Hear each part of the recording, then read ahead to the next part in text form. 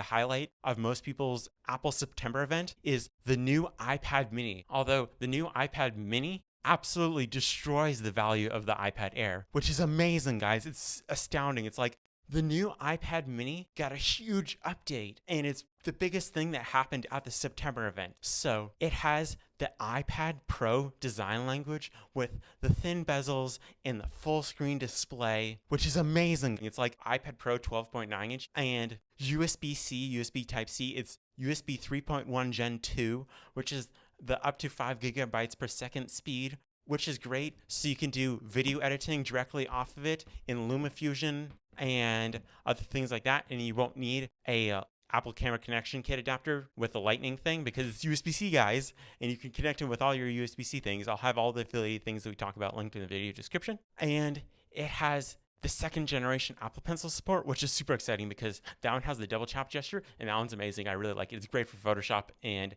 Illustrator and editing your podcasts and videos, and great for graphics design and drawing on an iPad as an artist, and note-taking as a student. So the cellular model has joined the race to 5G connectivity, just like the 5G iPad Pro 12.9 inch. And I'm not a big fan of 5G, but it has its usability benefits and accessibility benefits. So if that's what you like, that's good for you. And it also has 4 color options. So that's good. More color options, the better, more choice. And it has Touch ID and the fingerprint reader. So even if you're wearing a mask, it doesn't matter because the authentication biometric is Touch ID.